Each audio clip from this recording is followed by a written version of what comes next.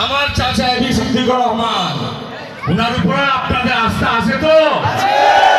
যদি আস্থা থাকে তাহলে 12 তারিখ সারাদিন হাসপাতালে ভোট দিন, এই অনুরোধ রইল। প্রিয় এলাকাবাসী, আপনারা আমার পিতা আলহাজ ফজলুর রহমান সুলতান সাহেবকে চিনেন। উনি সারা জীবন রাজনীতি করেছেন আপনাদের জন্য, আপনাদের পাশেই ছিল, আপনাদের সুখে দুঃখে ছিল, আপনারা আপনার সুখে দুঃখে ছিলেন। প্রিয় এলাকাবাসী, এমন জনপ্রিয় নেতাকে কেন বহিষ্কার করা হয়েছে?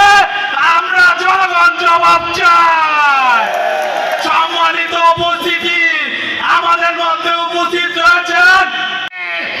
আমরা ব্যালনের মাধ্যমে ইনশাআল্লাহ হাস প্রতীকে ব্যালনের আমাদের বিজয়কে ছিনিয়ে আনবো এবং এ আশা প্রত্যাশা রেখে আমাদের সকলকে একে অপরের প্রতি ভ্রাতৃত্ববোধ বজায় রেখে নির্বাচনের অবস্থান সুন্দর এবং সুষ্ঠু শৃঙ্খল।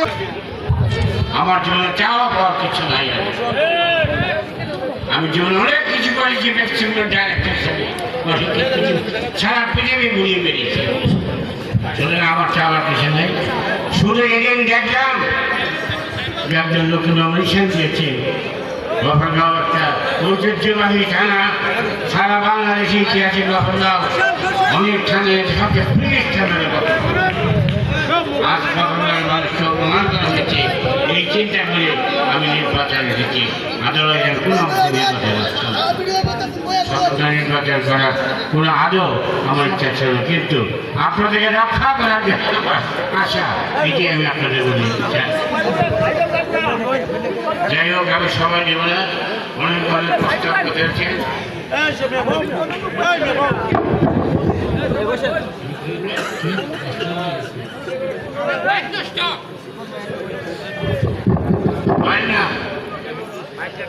বাইনা শহরের কাগজ আমাকে দেওয়া হয়েছে।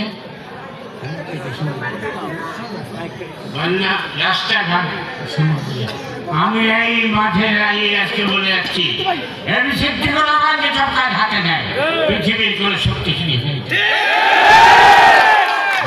যত কাজ করেছি বাংলাদেশের সবচেয়ে বিগেস্ট কোম্পানি বেক্সিমপুর, সেই কাজ কোম্পানিতে আমি ম্যানেজিং ডাইরেক্টর ছিলাম এবং যখন যখন কাজ করেছি হাতে নিয়েছি ওদের কমপ্লিট হয়ে বসে।